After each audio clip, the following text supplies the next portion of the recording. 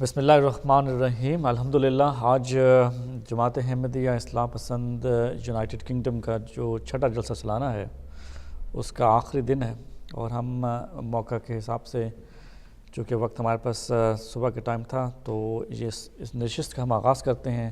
جو ہماری ہر سال جلسہ سالانہ کے موقع پہ ہوتی ہے، گفت و شنید۔ تو ہمارے مہمان ہیں محترم طارق چوہان صاحب جو سویڈن سے تشریف لائے ہیں،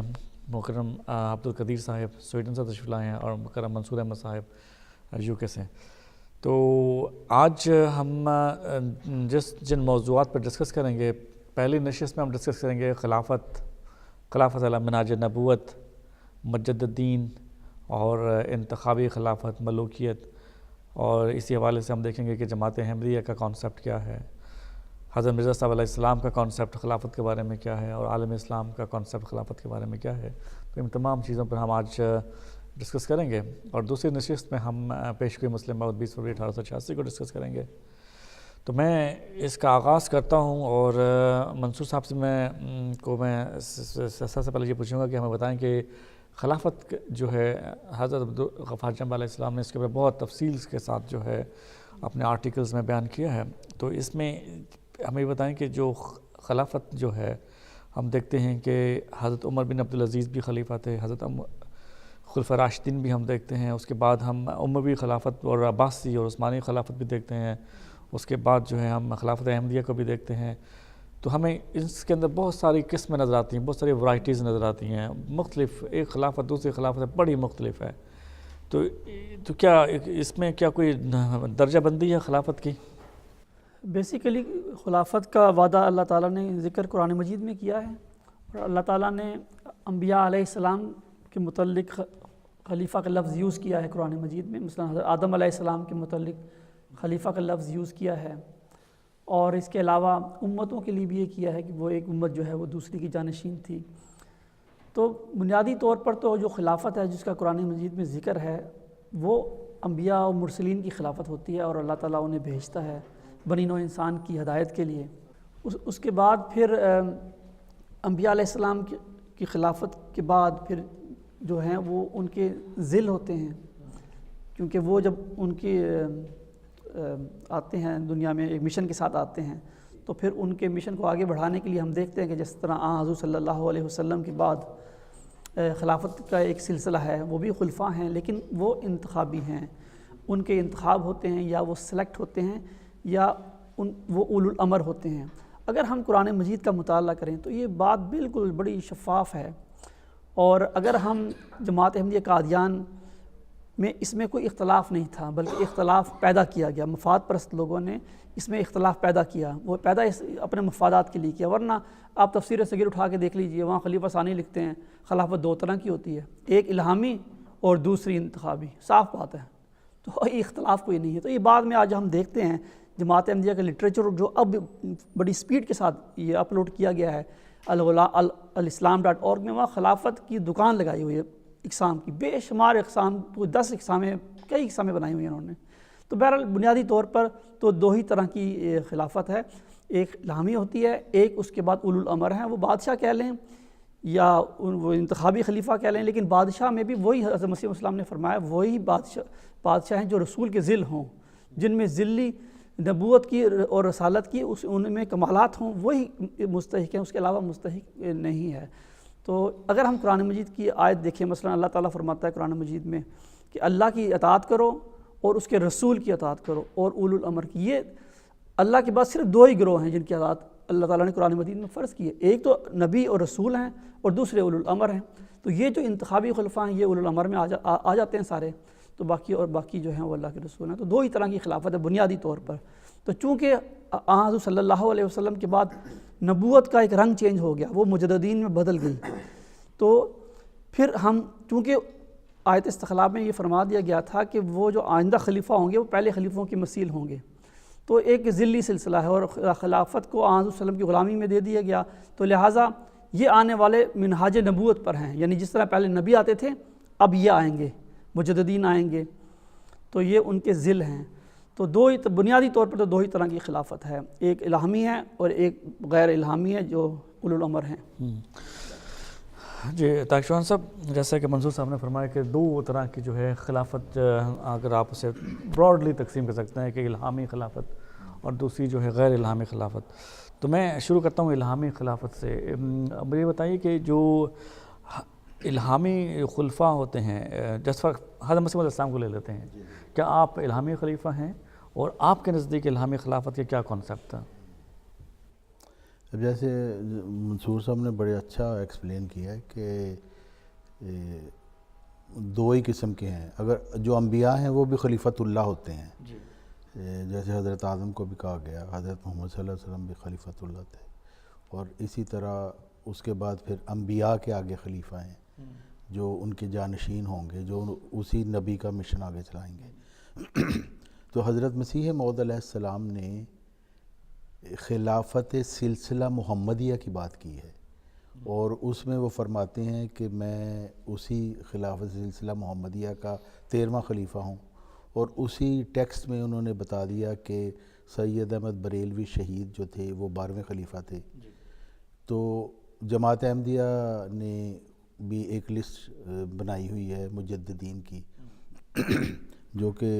جماعت کی کتابوں میں بھی موجود ہے، جس میں حضرت عمر بن عبدالعزیز پہلی صدی ہجری کے پہلے خلیفہ علی منہاج نبوت تھے. تو جب ہم کہتے ہیں منہاج نبوت تو اس کا مطلب ہے کہ وہ خلافت جو نبوت کے طریق پر قائم ہوئی. اور پھر سوال پیدا ہوتا ہے نبوت کا طریق کیا ہے؟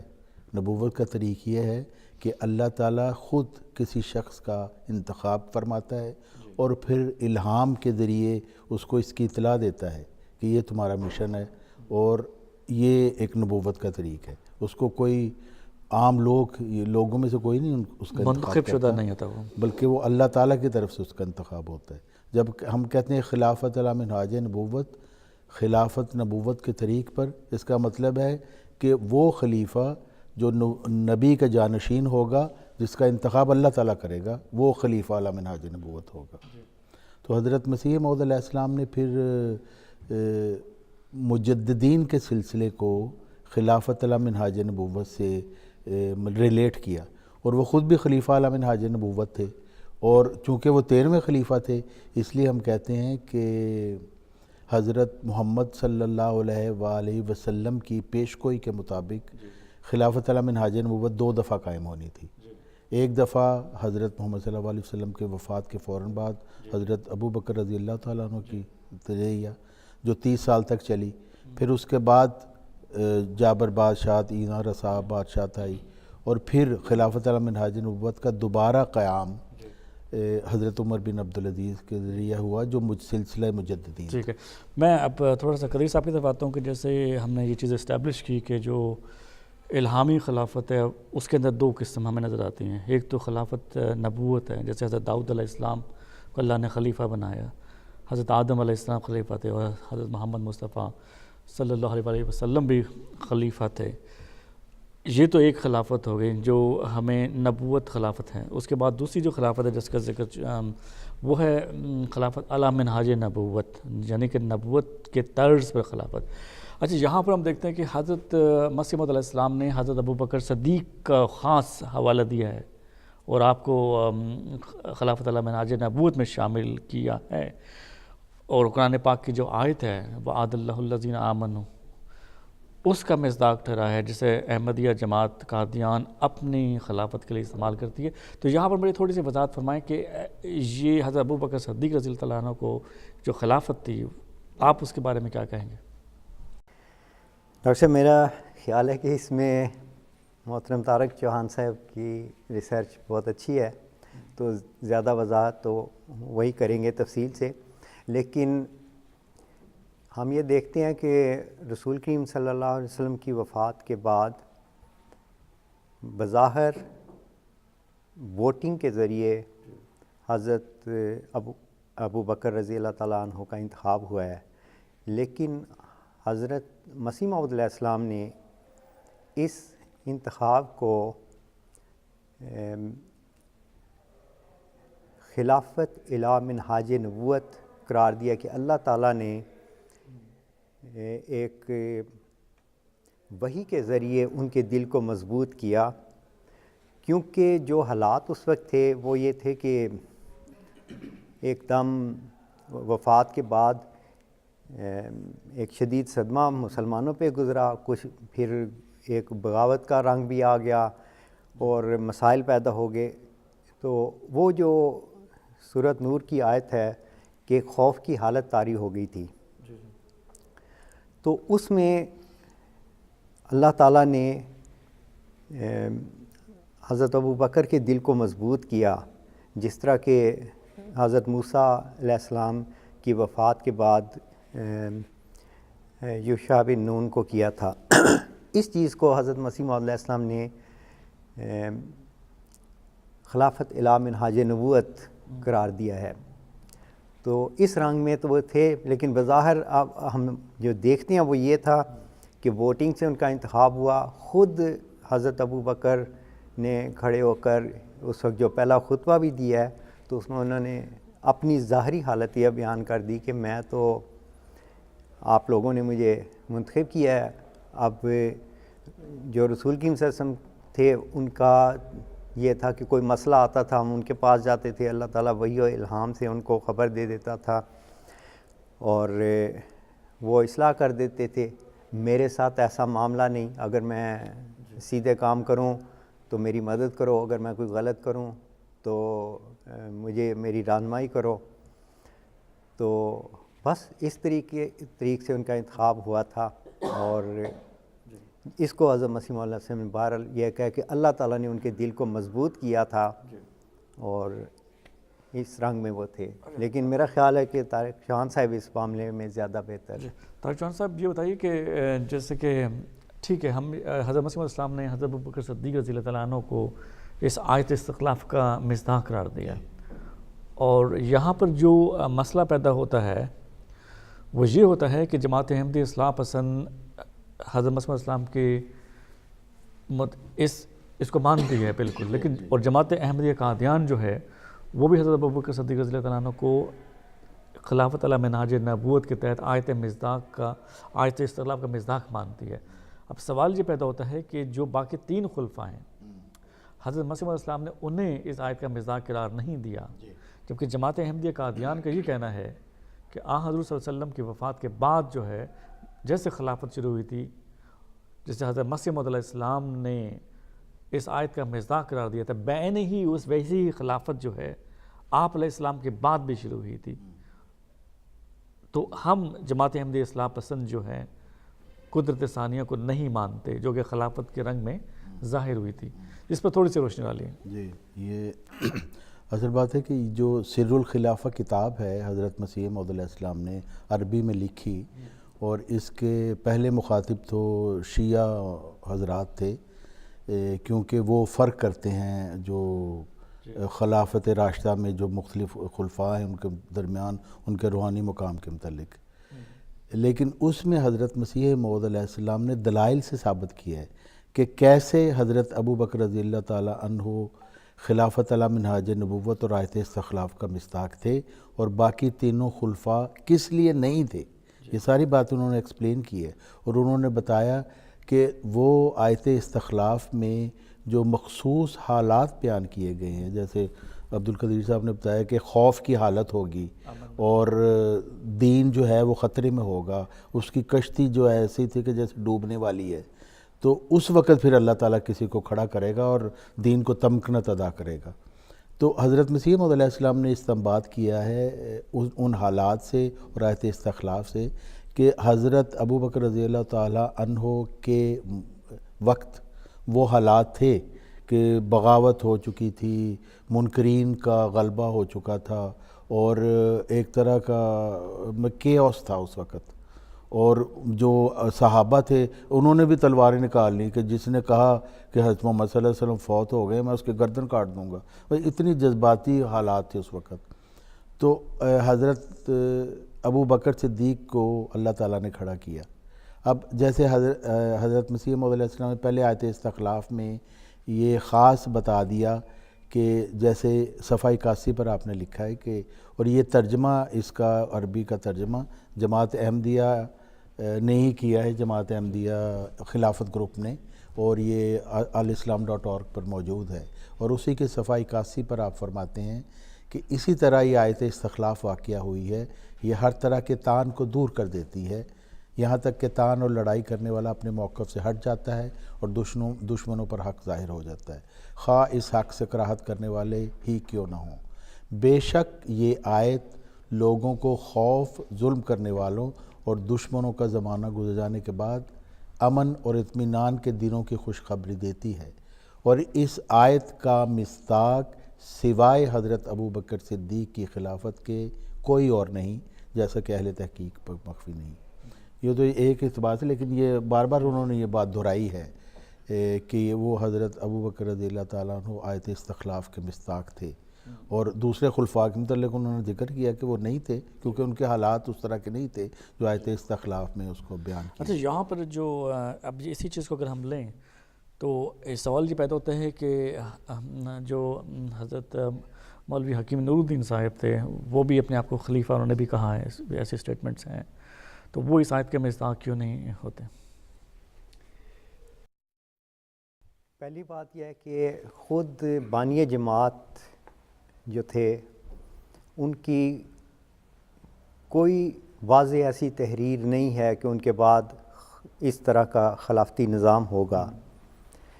جہاں تک میں نے دیکھا ہے، حضرت مسیح موعود علیہ السلام نے انجمن کو اپنا جانشین قرار دیا ہے، جیسا کہ الوصیت میں ہے کہ انجمن خدا کے مقرر کردہ خلیفہ کی جانشین ہے، اور انجمن 14 افراد پر مشتمل تھی، انہی کو ساری پاورز دی گئی تھیں۔ تو اس کے باوجود کیونکہ الوصیت میں ایک تحریر ہے کہ رسول کریم صلی اللہ علیہ وسلم کی وفات کے بعد حضرت ابوبکر کو کھڑا کیا گیا، تو اس سے کوئی استنباط کرے تو ایک امکانی پہلو تو نظر آ سکتا ہے، لیکن دوسری تحریرات اس کو رد کر دیتی ہیں، کیونکہ پہلی بات یہی انجمن والی کہ جانشین ہے، اگر انجمن جانشین ہے تو پھر خلیفہ کون ہے جس کا انتخاب ہونا ہے؟ تو یہ کنٹرڈکشنز ہو جاتی ہیں۔ تو اس میں ایک چیز اہمیت رکھتی ہے کہ یہ جو حضرت ابوبکر والی بات حضرت مسیح موعود علیہ السلام تحریر فرمائی، یہ 1905 کی ہے، جبکہ جب قواعد و ضوابط بنائے گئے جی جو الوصیت میں درج ہیں وہ 1906 میں ہیں۔ اب 1906 کی سٹیٹمنٹ میں یہ لکھا گیا ہے کہ انجمن جانشین ہے، اس کا مطلب ہے کہ اس ٹیکسٹ نے پچھلی چیزوں کو کلیریفائی کر دیا کہ اس کا الٹیمیٹ نتیجہ کیا ہے، وہ یہ ہے۔ تو اس لیے میں نہیں سمجھتا کہ خلافت الی منہاج نبوت جس کو کہا جاتا ہے وہ اس معنوں میں حضرت حکیم مولوی نور الدین رضی اللہ تعالیٰ عنہ پہ اپلائی ہوتی ہے، ایسی کوئی بات ہمیں حضرت مسیح موعود علیہ السلام کی تحریرات سے نہیں ملتی۔ اچھا، میں منصور صاحب کی طرف آتا ہوں کہ اب ہم آتے ہیں کہ نبوت کے طرز پر جو خلافت ہے، اب جو قرآن پاک کی جو آیت ہے سورہ نور میں جو آیت استخلاف جسے کہا جاتا ہے، جس میں اللہ تعالیٰ نے مومنین سے وعدہ کیا ہے کہ جنہوں نے اعمال صالح کیے انہیں اللہ تعالیٰ خلافت عطا کرے گا، تو یہ خلافت جو ہے ہمیں کہاں سے شروع ہوتی نظر آتی ہے، اور یہ کیا خلافت ہے؟ کیونکہ اس میں یہ فرمایا کما، جس طرح کے بیفور جو پہلے عطا ہوئی، یعنی کہ موسوی سلسلہ کو، تو اس کو آپ کیسے کمپیئر کریں گے؟ تو اس کے دو چیزیں میں ڈسکس کروں گا، ایک یہ کہ یہ بتائیے کہ وہ کیسے کمپیئر ہوتی ہے، دوسرا میں طارق صاحب چوہان سے یہ پوچھوں گا کہ اگر ہم جو ہے جماعت احمدیہ قادیان کے ورژن کو لیتے ہیں، ان کے موقف کو لیتے ہیں، تو یہ کمپیریزن کیسی ہوتی ہے؟ پہلے منصور سے۔ اس میں حضرت مسیح موعود علیہ السلام نے تو اپنی جو تفسیر القرآن سورۃ نور کی جو بیان کی ہے، اس میں اس کی بہت تفصیل موجود ہے، اور آپ نے بڑی تفصیل کے ساتھ آیت استخلاف کو اس میں یہ بتایا ہے کہ اس میں جو وعدہ کیا گیا ہے وہ ہمیں موسوی طرز کی خلافت کا وعدہ کیا گیا ہے، جو حضرت موسیٰ علیہ السلام کے بعد سلسلہ خلافت شروع ہوا، اسی طرز کی خلافت امت محمدیہ میں قائم کی جائے گی، اور یہی بات قرآن مجید میں لکھی بھی ہے۔ تو آپ نے اس سلسلے میں بتایا ہے کہ اللہ تعالیٰ نے حضرت موسیٰ علیہ السلام کی شریعت کے مجددین کے طور پر، شریعت کی تجدید کے لیے پے در پے انبیاء علیہ السلام کو بھیجا تجدید دین کے لیے، لیکن ان میں 12 ایسے خلفاء ہیں جن کا قرآن مجید میں خصوصیت کے ساتھ ذکر کیا ہے، 12 کا۔ تو اور پھر اس 12 کو حضرت مسیح موعود علیہ السلام نے امت محمدیہ کے 13 کا ذکر کیا موسمی سلسلے میں، یعنی 12 خلفاء تھے اور 13واں خاتم الخلفاء یعنی کہ وہ حضرت عیسیٰ علیہ السلام آئے، 13ویں وہ تھے۔ تو پھر آپ نے ان 13 کو امت محمدیہ میں کمپیئر کیا ہے کہ ہر صدی کے سر پہ جو مجددین آتے رہے ان پر اس کا اطلاق کیا ہے، واضح اطلاق کیا ہے۔ مثلا 12واں خلیفہ آپ نے سید احمد صاحب بریلوی کو کہا، اور 13واں خلیفے وہ خود تھے، اور اس سے پہلا خلیفہ عمر بن عبدالعزیز ہیں۔ تو اس طرح آپ نے اس کو کمپیئر کیا ہے۔ تو آپ کا سوال جی، تو جیسے کہ منصور صاحب نے فرمایا کہ جو حضرت مسیح علیہ السلام نے جو خلافت کا جو کانسیپٹ دیا ہے وہ مجددین کی خلافت ہے، اور مجددین کی خلافت کو اگر ہم اعلیٰ منہاج نبوت سمجھیں جو آیت اختلاف کے مطابق ہے تو اس کا کمپیریزن تو موسوی سلسلے سے ہو جاتا ہے، لیکن جماعت احمدیہ قادیان کا جو موقف ہے جس میں آپ اس میں کمپیریزن کیسے ہوگا؟ اس میں تو ہم دیکھتے ہیں کہ پورا عالم اسلام ملوکیت سے بھرا ہوا ہے، اور اگر ہم مجددین کی خلافت کو کنسیڈر نہ کریں تو باقی کیا بچتا ہے؟ تو اس میں جی اصل بات ہے کہ یہ اسی سوال سے ریلیٹڈ ہے جو آپ نے پہلے کیا تھا کہ وہ جو خلیفہ اول حکیم نور الدین صاحب تھے جنہوں نے اپنے آپ کو خلیفہ کہلوایا، تو کیا وہ خلیفہ علی منہاج نبوت تھے؟ اور کیونکہ وہ تو جو جماعت احمدیہ خلافت گروپ ہے وہ تو یہی کہتی ہے کہ وہ خلیفہ علی منہاج نبوت تھے اور آیت استخلاف کے تحت آئے تھے، پھر ہمارے پاس کیا دلائل ہیں جس سے ہم یہ ثابت کر سکیں کہ وہ خلیفہ علی منہاج نبوت نہیں تھے؟ ہمارے پاس اس کے بہت سے دلائل ہیں، چند کا میں ذکر کر دیتا ہوں اور اس میں آپ کے اس سوال کا بھی جواب آ جائے گا۔ دیکھیں، سب سے پہلی بات ہے کہ آیت استخلاف نازل کس پہ ہوئی؟ حضرت محمد صلی اللہ علیہ وسلم پہ۔ کیا آیت استخلاف کا نزول حضرت مسیح موعود علیہ السلام پہ دوبارہ ہوا؟ کیونکہ بہت سی آیات جو قرآن مجید کی آیت ہیں ان کا نزول حضرت مسیح موعود علیہ السلام پر بھی ہوا، تو کیا یہ اس کا نزول حضرت مسیح موعود علیہ السلام پر ہوا؟ جواب ہے نہیں۔ پھر یہ کہ حضرت محمد صلی اللہ علیہ وسلم کی جو نبوت تھی اس کا مقام کیا تھا، اور حضرت مسیح موعود علیہ السلام کی نبوت کا مقام کیا تھا؟ حضرت مسیح موعود علیہ السلام نے بارہا اپنی کتب میں اس کا ذکر کیا ہوا ہے، جیسے اضالہ غام میں وہ فرماتے ہیں کہ حضرت محمد صلی اللہ علیہ وسلم کی نبوت تامہ تھی، اور جو میری نبوت ہے نا وہ نبوت ناقصہ ہے۔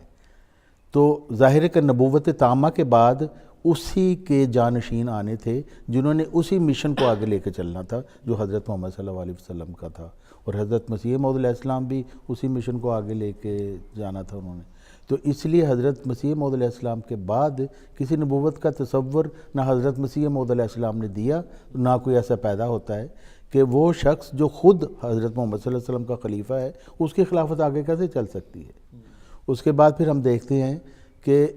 کیا حکیم نور الدین صاحب نے خود کو خلیفہ علی منہاج نبوت اور قدرت ثانیہ کا مظہر سمجھا؟ ہمارے پاس دلائل ہیں کہ نہیں سمجھا انہوں نے۔ مثلا یہ جماعت احمدیہ کی اپنی چھپی ہوئی کتاب ہے تاریخ احمدیہ، دوست محمد شاہد صاحب کی لکھی ہوئی ہے، صفحہ 212 پر، جلد 3 صفحہ 212 پر لکھتے ہیں، ٹائٹل ہے قدرت ثانیہ کے لیے اجتماعی دعا۔ حضرت میر ناصر نواب صاحب نے حضرت خلیفہ اول کی خدمت میں عرض کیا کہ حضرت مسیح موعود علیہ السلام نے قدرت ثانیہ کے ظہور کے لیے ہر ملک میں اکٹھے ہو کر اجتماعی دعا کرنے کا ارشاد فرمایا۔ چنانچہ حضرت خلیفہ اول نے مولوی محمد علی صاحب کو حکم دیا کہ وہ اخبارات میں اجتماعی دعا کی تحریک شائع کریں۔ چنانچہ انہوں نے اس کی تعمیل میں اعلان کر دیا، اور قادیان میں حضرت میر صاحب ایک عرصہ تک مسجد مبارک میں اجتماعی دعا کراتے رہے۔ اب اگر خلیفہ اول صاحب اپنے آپ کو قدرت ثانیہ کا مظہر سمجھ دیتے تو وہ کس قدرت ثانیہ کے ظہور کے لیے دعا کرا رہے تھے؟ کیونکہ یہ تو قدرت ثانیہ کے جلد ظہور کے لیے دعا کی جا رہی ہے۔ یہاں پر میں تھوڑا سا آپ کو انٹرپٹ کروں گا۔ ہم دیکھتے ہیں کہ ایک بورڈ، ایک بلہ لگا ہوا ہے قادیان میں، مقام ظہور ہے قدرت ثانیہ، تو کیا یہ حکیم نور الدین صاحب نے خلیفہ بنتے ہی یہ بورڈ لگایا تھا؟ جی نہیں، یہ بورڈ انہوں نے نہیں لگایا، یہ خلیفہ ثانی صاحب نے کافی بعد میں لگایا، اور پھر ایک اور بات ہے کہ صرف یہی دلیل نہیں ہے تاریخ احمدیت کی. ارشادات نور جلد 2 صفحہ 10 پہ وہ کہتے ہیں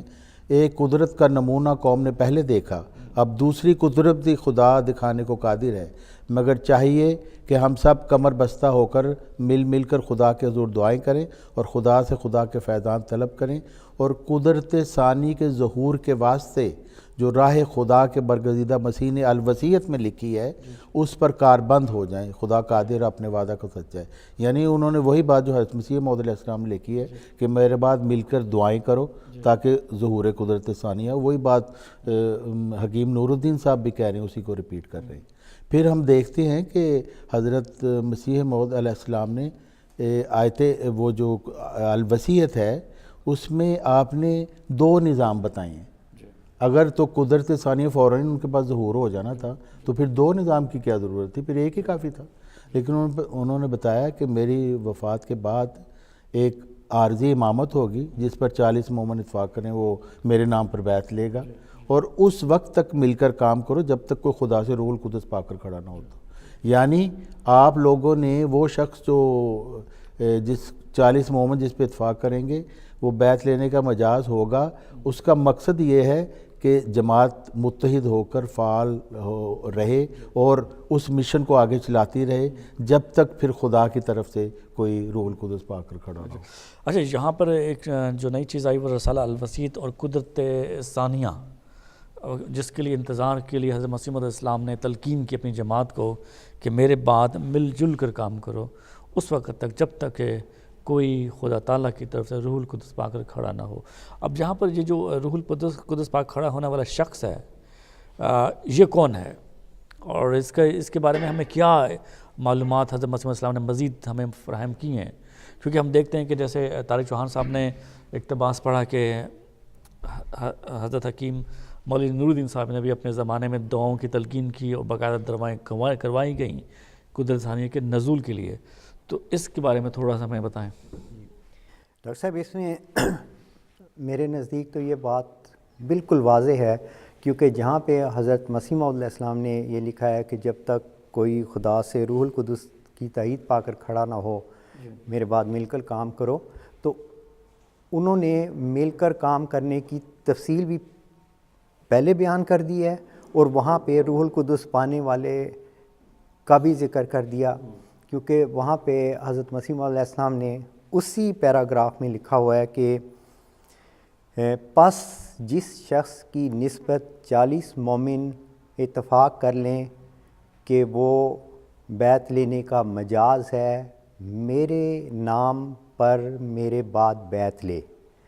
تو یہ انہوں نے کلیئر کر دیا کہ میرے نام پر بیعت لے اگر 40 مومن اس پہ متفق ہیں. یہاں ضمنی بات کر رہا ہوں کہ میرے نام پر بیعت لے، لیکن پریکٹیکلی ہم دیکھتے ہیں کہ یہ حضرت مسیح موعود علیہ السلام کی اس وصیت پر عمل نہیں کیا گیا. ہم یہاں جماعت احمدیہ میں بیعت کرتے ہیں، میں مسرور کے ہاتھ پر بیعت کرتا ہوں، میں طاہر کے ہاتھ پر بیعت کرتا ہوں،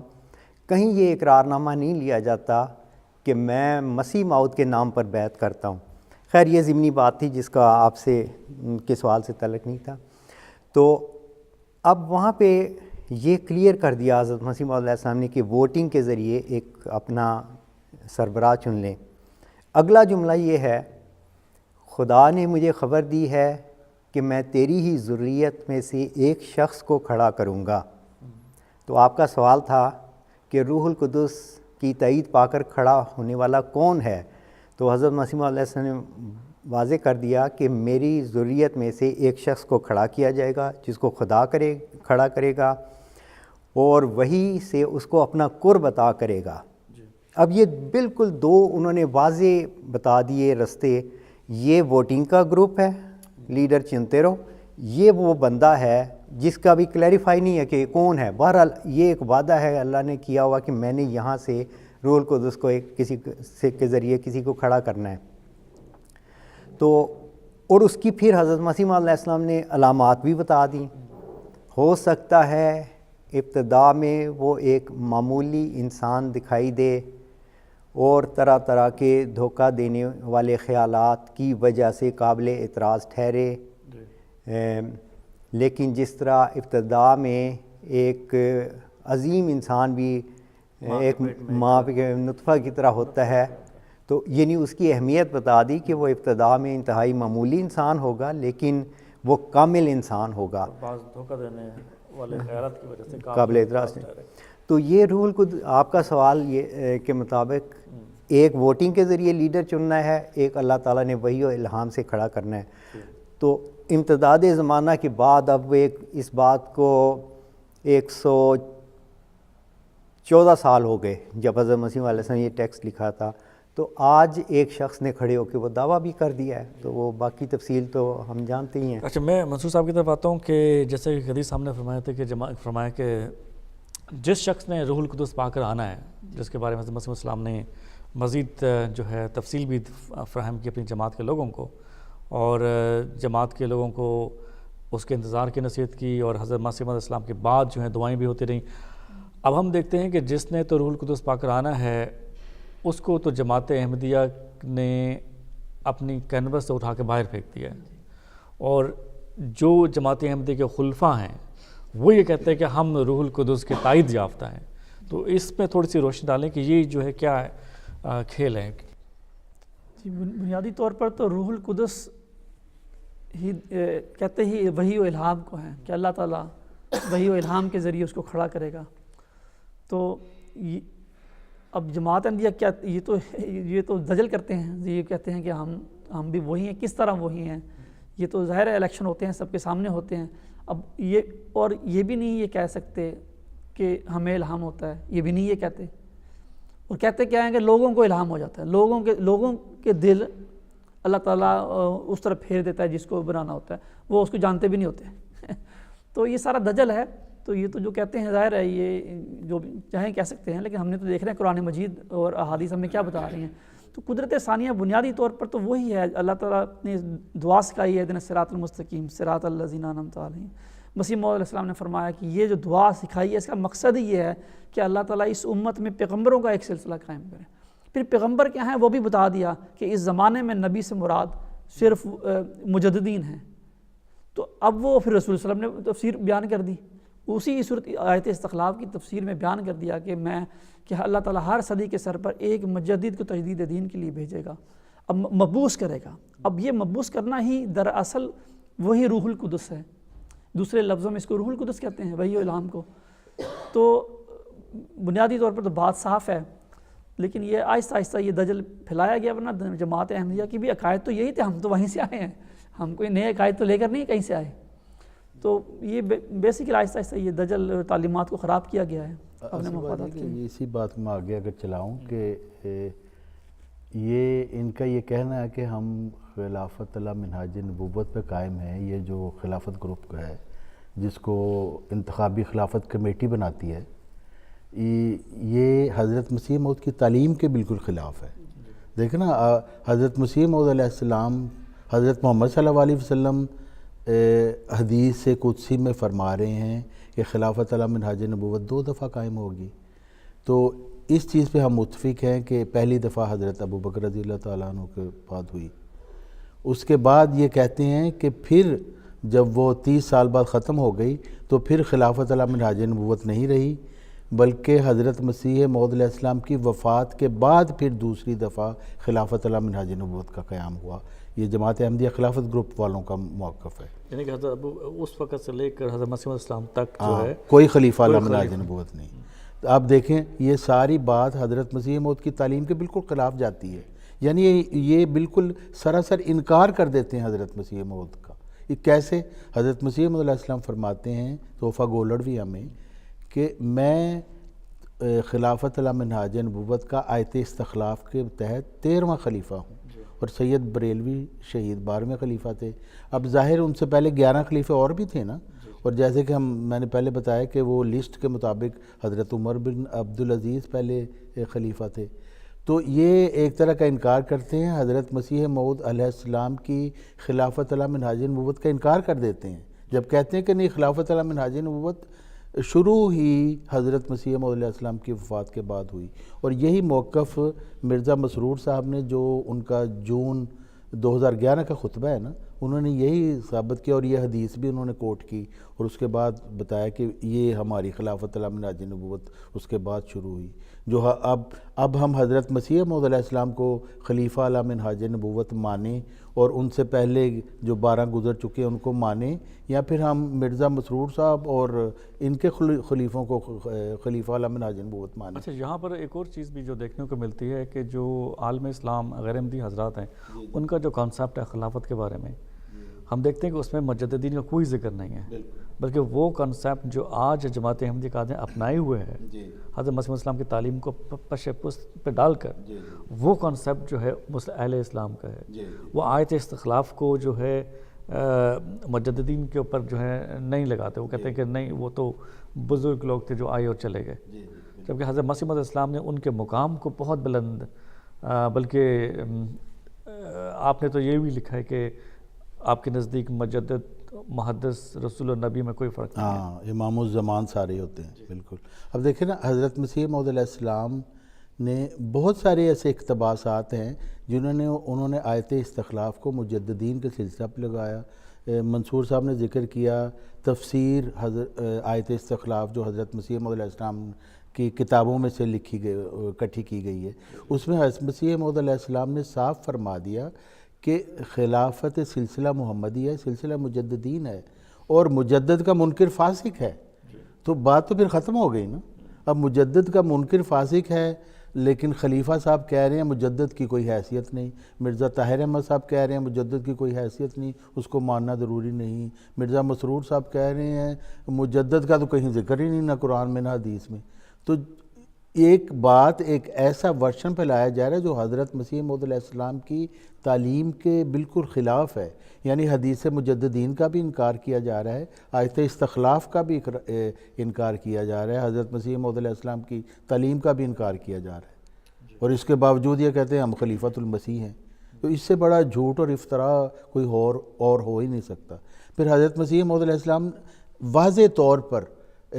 آیت استخلاف کو اپنے ساتھ بھی ملا رہے ہیں اور سلسلہ مجددین کے ساتھ بھی ملا رہے ہیں۔ اب یہ ایک اقتباس ہے جو حضرت مسیح موعود علیہ السلام فرماتے ہیں کہ میں سچ کہتا ہوں کہ خدا تعالیٰ اسی طرح زندہ ہے جس طرح حضرت صلی اللہ علیہ وسلم کے زمانہ میں زندہ تھا۔ خدا تعالیٰ نے ہمیں ایک خاص مقام پر پہنچانے کا وعدہ کیا تھا، کیا اب وہ ہمیں راستے ہی میں چھوڑ دے گا؟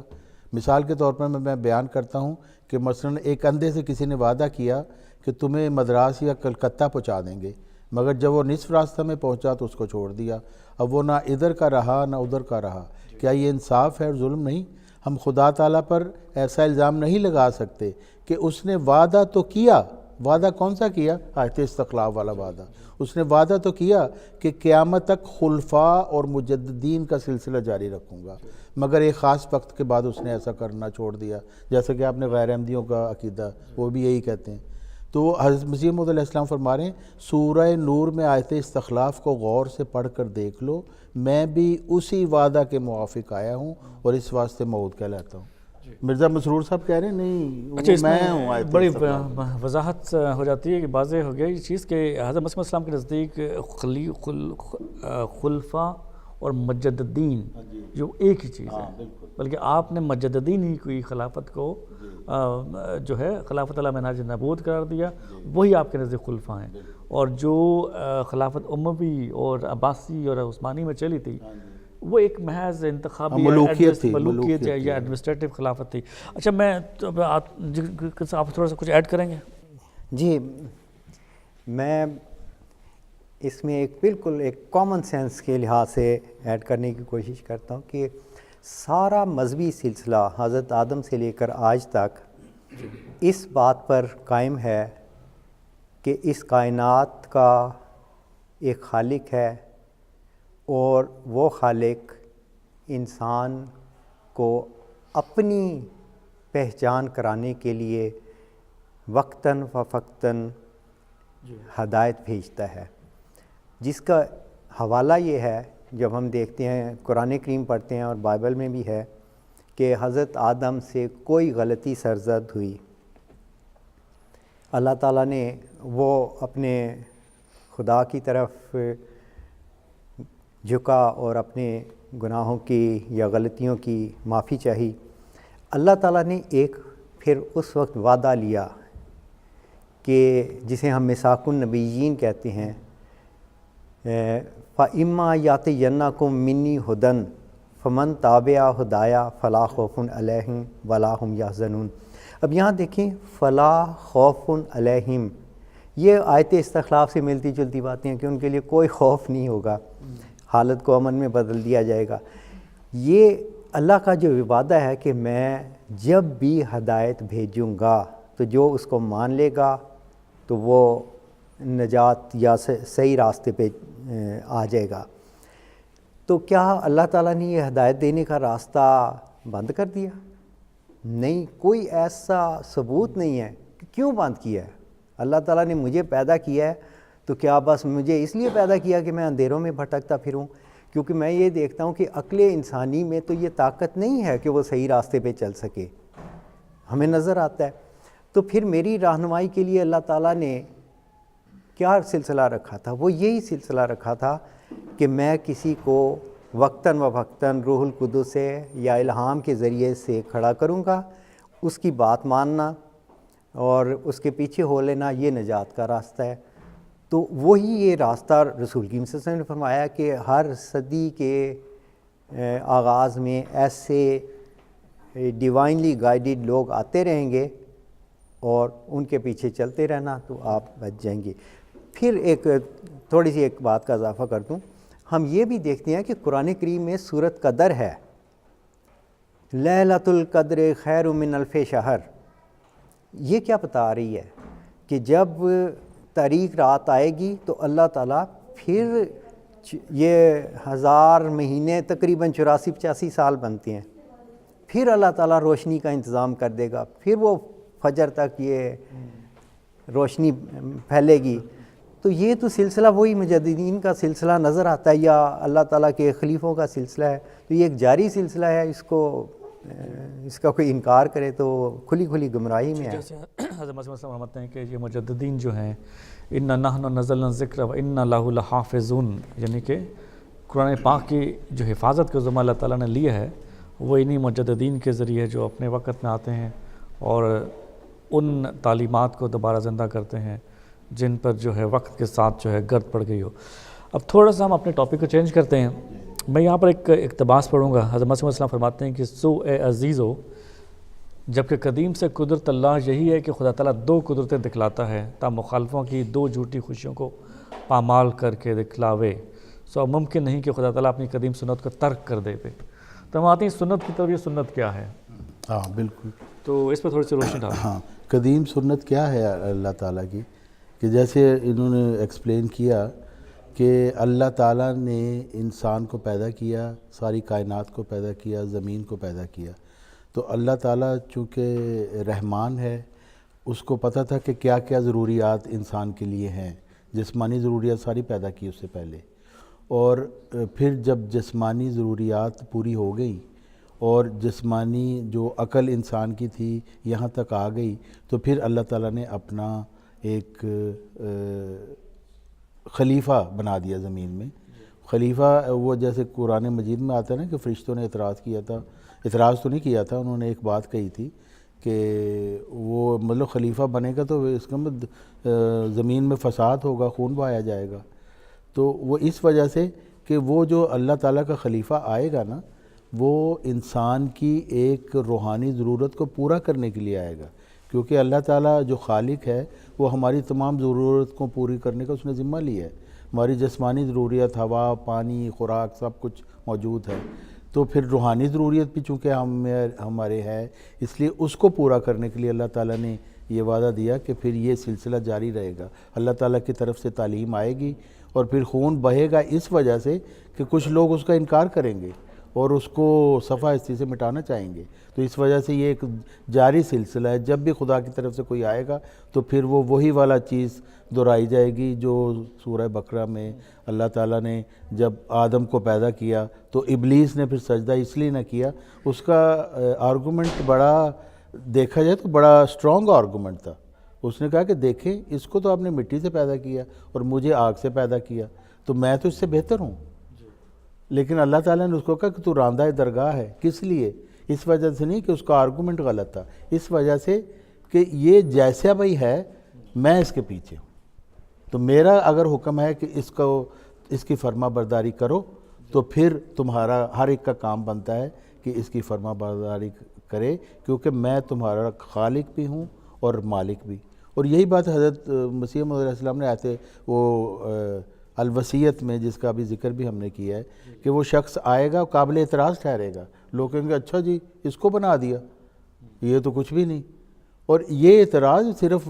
اس الوصیت میں آنے والے پہ نہیں ہے، یہ حضرت محمد صلی اللہ علیہ وسلم پہ بھی یہی اعتراض ہوا۔ ان کو وہ کہہ رہا تھا ابو جہل کہ میں تو ابو الحکم ہوں، مجھے کیوں نہیں اللہ نے بنا لیا؟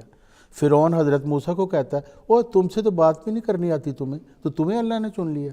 یہ اعتراض ہر جگہ ہوتا ہے، وہ ابلیسیت کا اعتراض، اور یہی اعتراض آج بھی جماعت احمدیہ والے کرتے ہیں، کہتے دیکھیں ہمارا خلیفہ، اس کا کیسا خوبصورت چہرہ ہے، کیسی نئی نئی کاروں میں گھومتا ہے، تو آپ کے کو اللہ میاں نے چننا تھا۔ یہ وہی ابلیسیت ہے جو بار بار جس کا وہ تکرار کی جاتی ہے جب بھی اللہ تعالیٰ کی طرف سے۔ اچھا، یہاں پر جو حضرت مسیح صاحب نے اپنی دوسری قدرت کا ذکر کیا کہ میں دوسری قدرت اس وقت تک نہیں آئے گی جب تک میں نہ جاؤں، تو حضرت مسیح علیہ السلام جو تھے مثیل عیسیٰ بھی تھے، تو ایسی کوئی قدرت حضرت عیسیٰ علیہ السلام نے بھی جس کا ذکر کیا ہو آپ نے بعد اپنے پیروکاروں کو، اس میں تھوڑی سی وضاحت ڈالیں۔ جی بالکل یہی مفہوم حضرت عیسیٰ نے اپنے حواریوں کو یہ کہی تھی کہ جب میں جاؤں گا تو خدا دوسرا مددگار تمہارے لیے بھیج دے گا جو ابد تک تمہارے ساتھ رہے گا۔ تو حضرت مسیح علیہ السلام اور حضرت عیسیٰ علیہ السلام کی ان تحریرات میں کوئی فرق نہیں ہے۔ تو اب ہم دیکھ لیتے ہیں کہ وہاں پھر دوسرا مددگار کون تھا۔ ان کے ہاں تو کوئی خلافت کا نظام قائم نہیں ہوا، اور جو قائم ہوا وہ ہم سب اس کو رد کرتے ہیں، یعنی پاپائیت۔ تو نہیں وہی کام یہاں پہ بھی ہوا ہے، لیکن جو دوسرا مددگار وہ ایک دائمی سلسلہ ہے کہ اللہ تعالیٰ ہمیشہ وہی جو آیت ابھی میں نے پہلے پیش کی تھی کہ فَإِمَّا يَأْتِيَنَّكُم مِّنِّي هُدًى، کہ جب بھی تمہاری طرف ہدایت آئے گی، یہ ہدایت ہے جو قیامت تک مددگار کے طور پر انسان کے لیے آئے گی، اس کی رہنمائی کرے گی۔ یعنی حضرت عیسیٰ کے بعد پھر ایک سب سے بڑی قادآور شخصیت دوسرے مددگار کے طور پر رسول کریم صلی اللہ علیہ وسلم کی تھی۔ تو یہ دائمی سلسلہ ہے جو قیامت تک چلتا رہے گا۔ اچھا، حضرت مسیح علیہ السلام جو فرماتے ہیں کہ اور دوسری قدرت نہیں آ سکتی جب تک میں نہ جاؤں، تو اب دوسری قدرت تو آ گئی 100 سال کے بعد، تو یہ 100 سال کے بعد آپ کے تو جو سٹیٹمنٹ ہے میں نہ جاؤں، تو وہ پھر جو احمدی جماعت ہمارے دوست یہ کہتے ہیں کہ جی حضرت مسیح علیہ السلام گئے تو پھر دوسری قدرت آ گئی خلافت، تو آپ کو کیا اعتراض ہے؟ 100 سال کے بعد تو نہیں کہا، تو کیا حضرت عیسیٰ علیہ السلام نے جو فرمایا تھا اس کا کوئی ہے آپ کے پاس حوالہ؟ جی، اب جیسے یہ یوحنا باب 16 آیت 7 تا 9 ہے، جس میں حضرت عیسیٰ علیہ السلام فرماتے ہیں لیکن میں تم سے سچ کہتا ہوں کہ میرا جانا تمہارے لیے فائدہ مند ہے۔ یہ وہی الفاظ ہے جو حضرت مسیح موعود علیہ السلام نے بھی استعمال کیے، کیونکہ اگر میں نہ جاؤں تو وہ مددگار تمہارے پاس نہ آئے گا، لیکن اگر میں جاؤں گا تو اسے تمہارے پاس بھیج دوں گا۔ اب وہ مددگار پھر کب آیا؟ اب دیکھنے حضرت عیسیٰ علیہ السلام کے بعد 576 عیسوی میں حضرت محمد صلی اللہ علیہ وسلم اس مددگار کے طور پر مبعوث ہوئے، تو یہ تو 500 سے بھی زیادہ ایک 600 کے سال کے قریب ایک عرصہ بن جاتا ہے۔ اچھا، یہاں پر میں آپ کو میں روکوں گا۔ جی بالکل جو آپ نے جو آیت پڑھی ہے یوحنا کی، اور حضرت مسیح علیہ السلام جو فرماتے ہیں اس کا آنا تمہارے لیے بہتر ہے کیونکہ وہ دائمی ہے، جس کا سلسلہ قیامت تک منقطع نہیں ہوگا، اور وہ دوسری قدرت نہیں آ سکتی جب تک میں نہ جاؤں، لیکن جب میں جاؤں گا تو خدا اس دوسری قدرت کو تمہارے لیے بھیج دے گا جو ہمیشہ تمہارے ساتھ رہے گی۔ تو یہ میں نہیں، وہی بالکل وہی الفاظ تک بھی وہی ہیں، مفہوم بالکل وہی ہے۔ جی، اور ایک اور جو اس میں حضرت مسیح موعود علیہ السلام نے فرمایا ہے، کیونکہ اس سے یہ بات پتہ چل جاتی ہے کہ یہ دوسری قدرت حضرت مسیح موعود علیہ السلام کی وفات کے فوراً بعد نہیں آئے گی، کیونکہ آپ نے فرمایا کہ چاہیے کہ ہر ملک سے میں لوگ اکٹھے ہو کر دعائیں کریں تاکہ اللہ تعالیٰ اس دوسری قدرت کو بھیج دے، اور پھر آپ نے ایک ٹیمپریری امامت کا نظام بھی قائم فرما دیا اسی وجہ سے کہ آپ کو پتہ تھا کہ اس کے آنے میں کچھ وقت لگے گا. ڈاکٹر صاحب میں اس میں ایک چیز کا اضافہ کرنا چاہوں گا. عام قانون قدرت جو ہم دیکھتے ہیں وہ یہ ہے کہ جب سورج نکلتا ہے پھر وہ جب ڈوبتا ہے تو پھر رات آتی ہے، اور رات کا ایک پیریڈ ہوتا ہے، اس نے ایک قانون قدرت کے مطابق تاریکی رہنی ہوتی ہے اس کی، اور پھر ایک نیا سورج نکل آتا ہے. روحانی سلسلہ بھی اسی طرح ہے. ہم یہ کیوں توقع کرتے ہیں کہ ایک خدا کا برگزیدہ بندہ جس کو اللہ نے وحی و الہام نور سے روشن کیا ہے وہ ڈوبے اور بس ساتھ ہی اگلا نکل آئے؟ یہ قانون قدرت کے خلاف ہے. تاریکی آنی ہے. حضرت عیسیٰ کے بعد 500 سال تک وہ پھر انسان تاریکی میں چلتا رہا، پھر اللہ تعالیٰ نے سراج منیر نکال دیا. پھر اس سراج منیر نے کہا کہ میرے ہر 100 سال بعد اللہ تعالیٰ اس پروسیس کو کرتا رہے گا. تو یہ بالکل نیچرل پروسیس کے ساتھ ساتھ چلتا ہوا ایک سلسلہ ہے، اور یہ جو نظریہ جماعت نے بنایا ہے ایسا کوئی کانسیپٹ ہے ہی کوئی نہیں. قانون قدرت ہی اس کو رد کر دیتا ہے. جی بالکل ایگزیکٹلی. مسعود صاحب آپ کچھ ایڈ کرنا چاہیں گے؟ میں خیال کافی کہہ دیا میں بس. تو میرے خیال سے اب ہم اپنی اس پہلی نشست کا اختتام کرتے ہیں، اور سب سے افسوس کی بات یہ ہے کہ حضور صلی اللہ علیہ وسلم کی امت جس کی نشات ثانیہ حضرت مسیح علیہ السلام نے فرمائی، بین ہی آج یہ وہی غلطی کر رہے ہیں جو حضرت عیسیٰ علیہ السلام کے بعد عیسائی راہبوں نے کی. وہ اپنی پاپائیت کو لے کے بیٹھ گئے، اپنا خلیفہ اپنے ہاتھوں سے بناتے ہیں، پھر اس کے بعد کہتے ہیں کہ یہ مسیح علیہ السلام کا جانشین ہے، یعنی کہ خدا کے بیٹے کا جانشین ہے، کلیسا کی طاقت. اور آج وہی جو ہے کام جماعت احمدیہ کر رہی ہے، اپنے ہاتھوں سے اپنا خلیفہ تراشتے ہیں، اور جس کو وہ تراشتے ہیں پھر یہ کہتے ہیں کہ اے خدا یہ تو نے بنایا ہے. وہ خدا کے اوپر امپوز کر دیتے ہیں کہ یہ تو نے بنایا ہے. اب وہ سارا جو جماعت احمدیہ کے افراد کی جو نجات ہوتی ہے وہ اس خلافت کے اندر ہے. اللہ تعالیٰ انہیں سوچنے سمجھنے کی توفیق عطا فرمائے. تو انشاءاللہ ہم اگلی نشست جو ہے وہ تھوڑی دیر میں کریں گے، اور ہمارا ٹاپک ہوگا پیشگوئی مسلم موت.